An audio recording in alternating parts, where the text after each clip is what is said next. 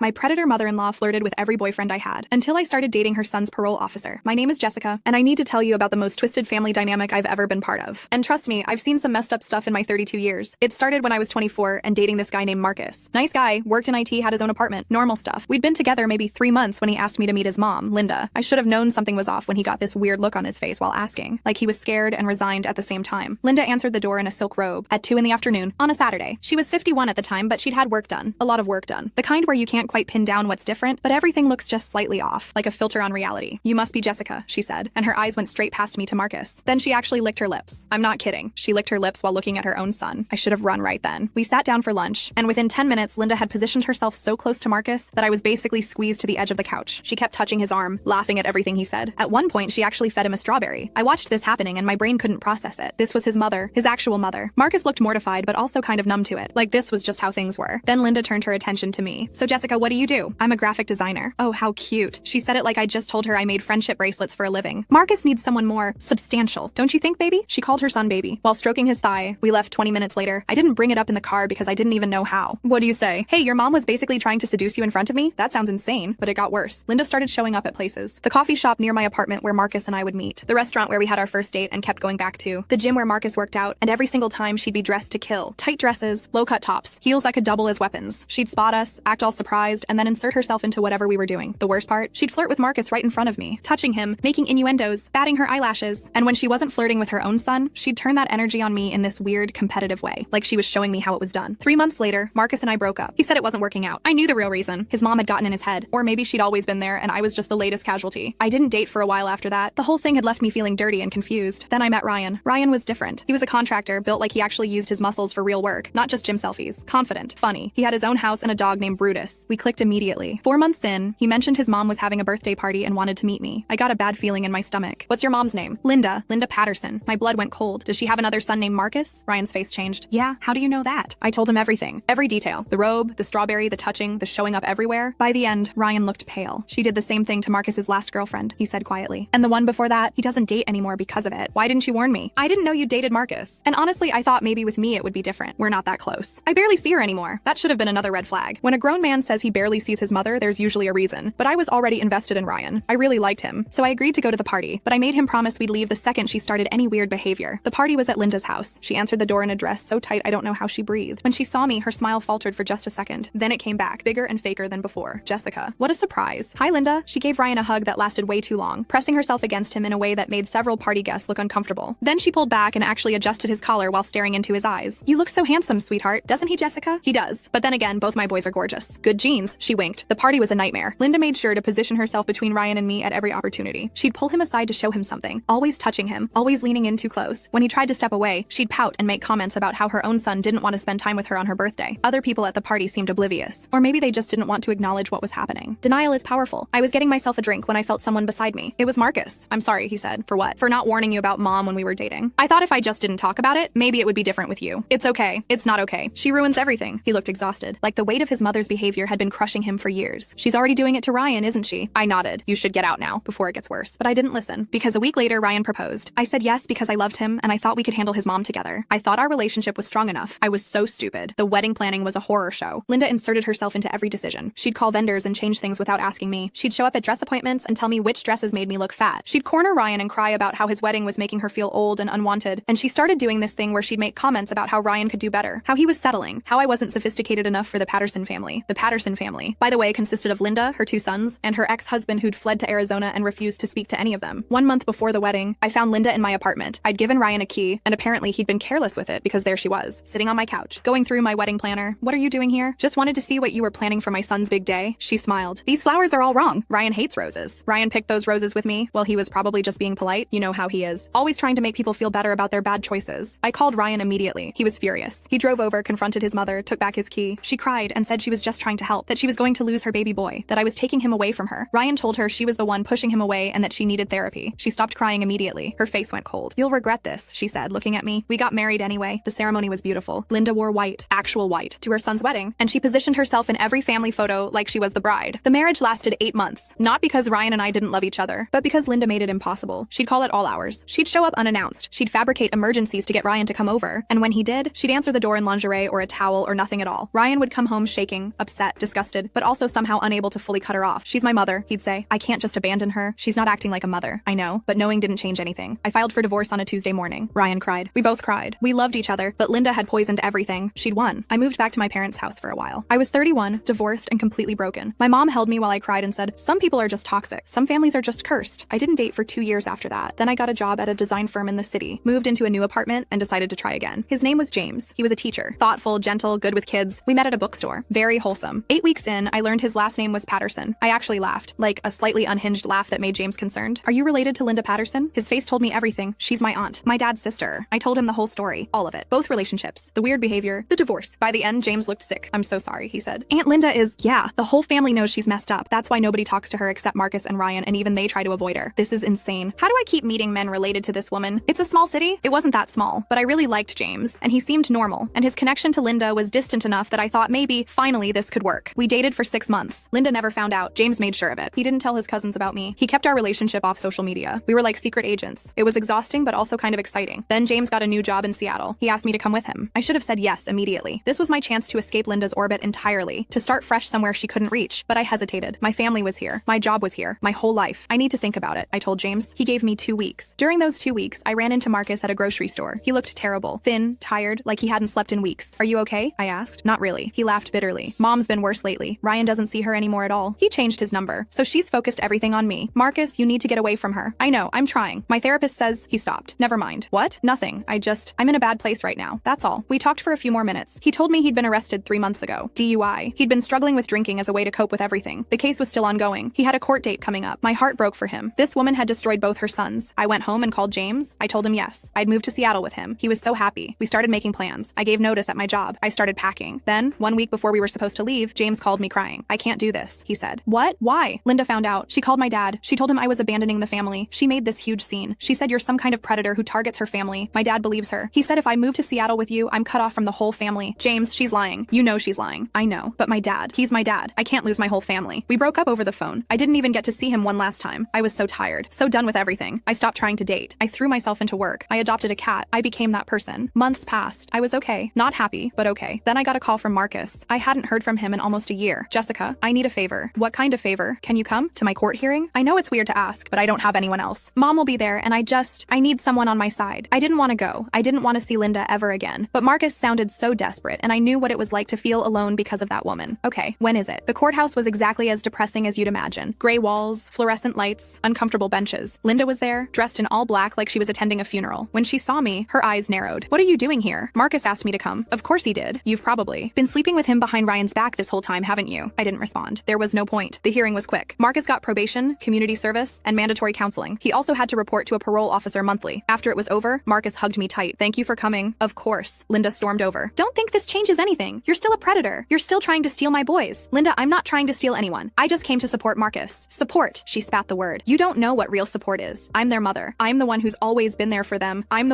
You're the one who destroyed them, I said. Everything stopped. People nearby turned to look. Linda's face went white, then red. How dare you? It's true. You've ruined every relationship they've ever had. You've made them feel guilty for wanting normal lives. She slapped me. Right there in the courthouse hallway, in front of everyone. Security guards rushed over. Linda was escorted out, screaming about how I'd attacked her, how I was trying to turn her sons against her, how the whole world was against her. Marcus stood frozen, watching his mother being led away. I'm sorry, he whispered. It's not your fault. But maybe it was. A little. He'd never stood up to her. Ryan had tried and failed. James had chosen his family over me. All of them had been trapped by her manipulation, and nobody had ever really fought back. A man in a suit approached us. 30s, dark hair, kind eyes. Are you Marcus Patterson? Yes. I'm Owen Torres. I'll be your parole officer. He looked at me. Are you all right? That looked like it hurt. I'm fine. Owen had this presence about him, calm but authoritative, like someone who'd seen bad situations before and knew how to handle them. You might want to consider filing a police report about the assault, he said to me. I don't know if it's worth it. It's always worth standing up to abusive people. He glanced at Marcus. No offense about your mother. None taken. She is abusive. Owen and I talked for a few minutes while Marcus filled out some paperwork. Owen was easy to talk to. He didn't judge. He just listened. Before I left, he gave me his card. In case you change your mind about that report. I didn't think I would, but I kept the card. 2 weeks later, I ran into Owen at a coffee shop. Complete coincidence. We both laughed about it, and he asked if he could buy me a coffee. We talked for 2 hours. He told me about his job, how he got into it, why he stayed with it even though it was hard. I told him about my work, my cat, my life. I didn't mention Linda. I didn't mention Marcus or Ryan or James or any of it. It felt good to just be Jessica, not the girl who'd been terrorized by her mother-in-law, not the victim in that family's drama. Just me. Owen asked for my number. I gave it to him. We started texting, then talking on the phone, then going on dates, real dates, normal dates, movies, dinners, walks in the park. He was funny and smart, smart, and had his life together. He had a healthy relationship with his own mother. He had friends. He had hobbies. He was exactly what I needed. 3 months in, I knew I had to tell him the truth. About Linda, about Marcus being his parolee, about all of it. We were at his apartment having dinner when I finally said it. I need to tell you something about Marcus Patterson. Owen put down his fork. Okay, I told him everything. The whole twisted saga. All 3 relationships. The weird, incestuous energy. The manipulation. The slap. How I'd met Owen at the courthouse that day. When I finished, Owen was quiet for a long moment. So you're dating your ex-husband's brother's parole officer, he finally said. Yes. He started laughing. Not mean laughter. Just genuine, surprised laughter. That's the most complicated thing I've ever heard. Are you mad? Why would I be mad? You didn't do anything wrong. This Linda woman sounds like a nightmare. She is. And you really think she'll freak out if she finds out about us? Oh, I know she will. She'll lose her mind. Owen smiled. Good. That surprised me. Good? Jessica, I see cases like this all the time. Toxic parents who destroy their kids' lives. Most of the time, nobody stands up to them. Everyone just enables the behavior because it's easier than confronting it. He took my hand. But you've tried to stand up to her. You've tried to help Marcus and Ryan and James. That takes courage. I don't feel courageous. I feel exhausted. That's because you've been fighting alone, but you're not alone anymore. Something shifted in me in that moment. For the first time in years, I felt like maybe I could actually win against Linda. Not by avoiding her or running away, but by just living my life and refusing to let her control it. Owen and I kept dating. We kept it quiet at first, but eventually, inevitably, Marcus found out. I was having coffee with Marcus, one of our occasional check-ins to see how he was doing. When he asked, "So are you seeing anyone?" I hesitated. "Oh my God, you are. Who is it?" "Owen Torres." Marcus's jaw dropped. "My parole officer, Owen?" "Yes, that's